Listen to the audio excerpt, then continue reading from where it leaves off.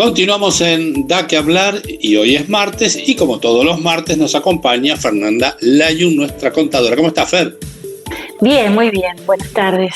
Buenas tardes. Bueno, por lo que estuve viendo en noticias, no tenemos en función de lo tributario más que lo que se está hablando en este momento en el Congreso, ¿no? Del impuesto. Enorme noticia, exactamente. Así que, si te parece, profundicemos un poco por ahí. Sí, claro, cómo no. Lo que está ocurriendo ahora es que en el Senado ahora se está debatiendo el proyecto de ley que les llegó desde la Cámara de Diputados sobre el impuesto a la riqueza.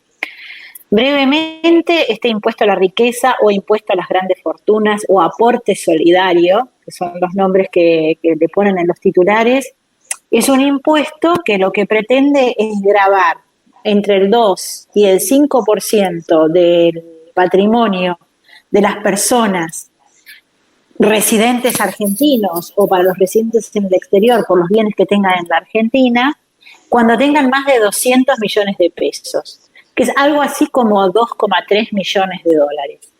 Claro. Recordemos que este impuesto originalmente pretendía gravar a los que tenían más de 3 millones y medio de dólares, pero siempre son 200 millones de pesos. Cuando se empezó a discutir eran 200 millones al 31 de diciembre del 2019. Y ahora son 200 millones a hoy o a la fecha en que se promulgue la norma, que presumiblemente va a ser de acá a diciembre. Entonces son bastante menos dólares. Así que ahora estamos hablando de 2,4 millones de dólares.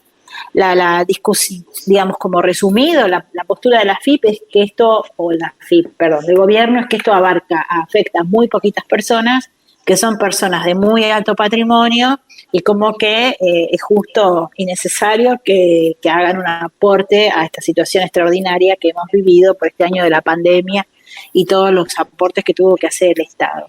Bien. Por el lado de los afectados por el impuesto, ¿qué se escucha?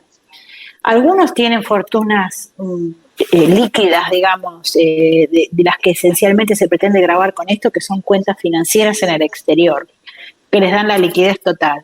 Muchos otros tienen su dinero hecho en empresas, es decir, que lo tienen armado en mercaderías, en inventarios, en maquinarias, en cuentas por cobrar, porque no olvidemos que esto no grava solo lo que uno tiene a título personalísimo, como podría ser, no digo personalísimo en forma técnica, lo digo que es para uno lo muy personal, y la casa, el auto, la cuenta bancaria que está a nombre de uno, pero esto también lleva a pagar por las acciones que uno tenga de una sociedad, es decir, que si un negocio lo organiza como una sociedad, bueno, su porcentaje de participación en esa sociedad, evaluado de acuerdo con lo que diga el balance, también suma para el impuesto a la riqueza. Y no hay exención de ninguna naturaleza.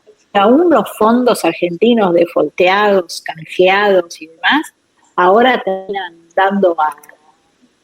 terminan generando impuesto a pagar.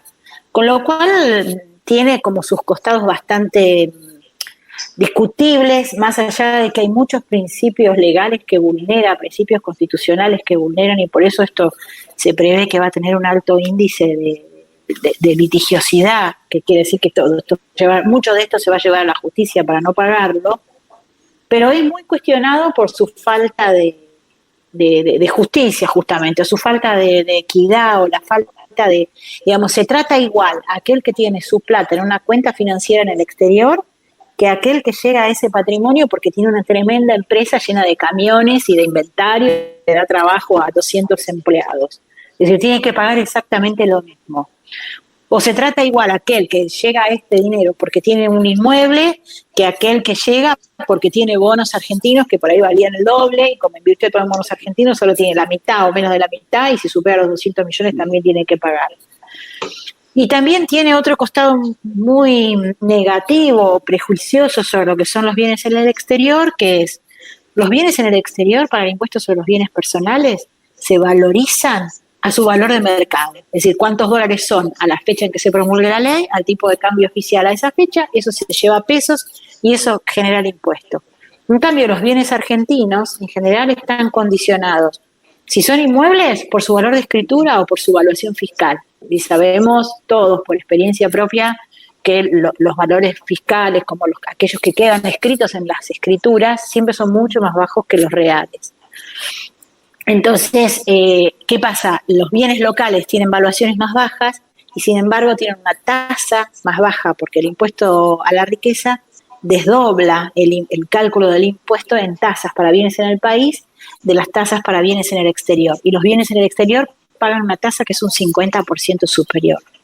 Con lo cual tienen muchísimas puntos de observación ante su falta de equidad, su falta de justicia, su falta de atacar verdaderamente la riqueza líquida y no distinguirla de la riqueza invertida en bienes productivos, que es lo que este gobierno tanto defiende. Y todo esto lo vamos a ver reflejado en el nivel de litigiosidad creo que pocos que van a pagar el impuesto, digamos, que van a preferir la vía judicial. Ahora ahí tengo dos preguntas. Una relacionada con esto que acabas de decir. Es decir, una ley que pasa por diputados y senadores puede de todas maneras ser motivo para que la justicia genere un amparo o un no pago. Sí, porque si la ley vulnera principios constitucionales, se puede, o sea, los pasos judiciales, ¿cuáles son? Supongamos que esto efectivamente se ha aprobado, diputados, senadores, después nos falta que la AFIP diga cuándo vence, cómo se paga y demás, ¿no? Que una de las cosas que se están pidiendo es que esto se haga en muchas cuotas a lo largo del 2021. Pero supongamos que todo eso ocurre y llega alguien y dice, no, pero yo no lo quiero pagar porque pienso que es inconstitucional o porque vulnera el principio de equidad o lo que fuera. Entonces, lo que uno debería hacer es, por un lado, ir a pedir una cautelar, un amparo, como decís vos, donde uno le diga a la AFIP, no me vengas a pedir que te lo pague, porque yo estoy discutiendo la cuestión de fondos, que es decirte que esta ley es inconstitucional. Si consigue ese amparo, bueno, puede estar tranquilo e ir discutiendo este impuesto en todas sus etapas, y estos son temas que van a llegar a la Corte, no se van a decidir antes.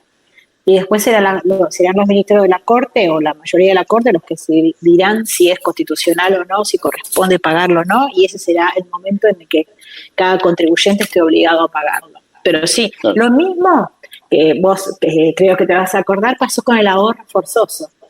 Sí. El ahorro forzoso fue algo parecido en el año 90, ¿no? Algo así, por el claro, 90. Sí.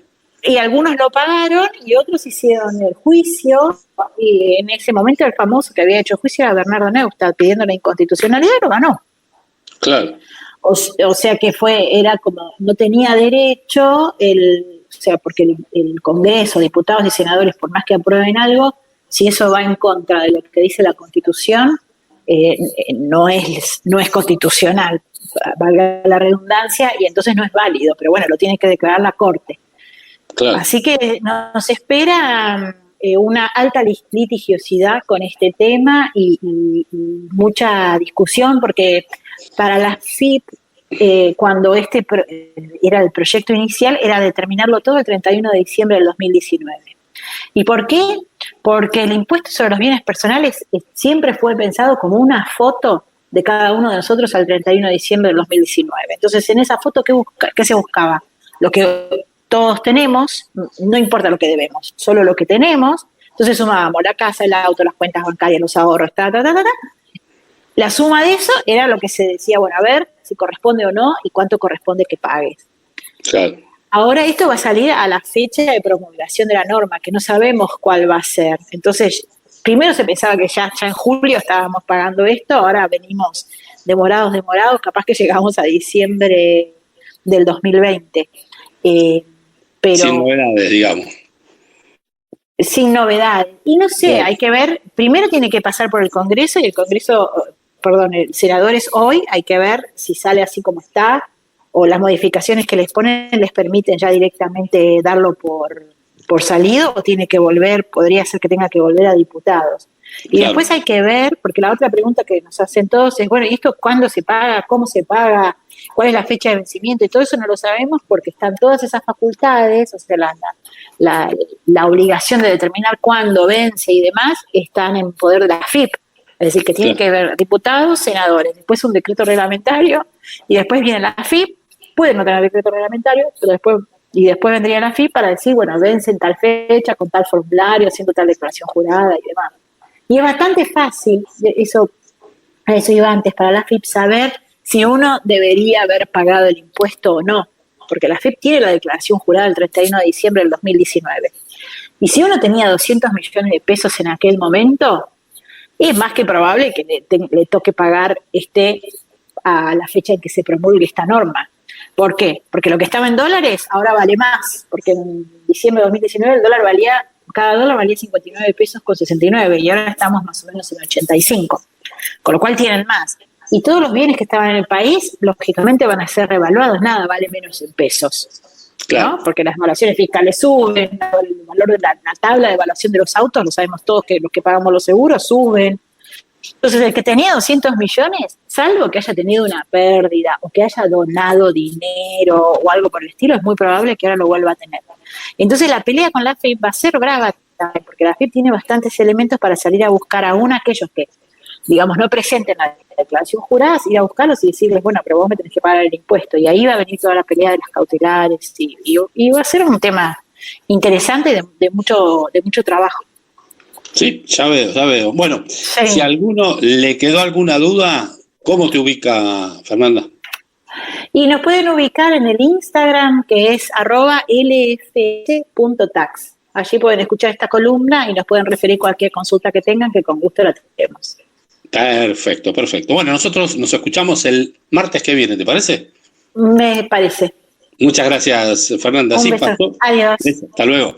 Fernanda Layun, nuestra contadora, y hay que esperar hasta el próximo martes para escucharla de vuelta. Vamos ahora a un tema musical y después continuamos con más de qué hablar.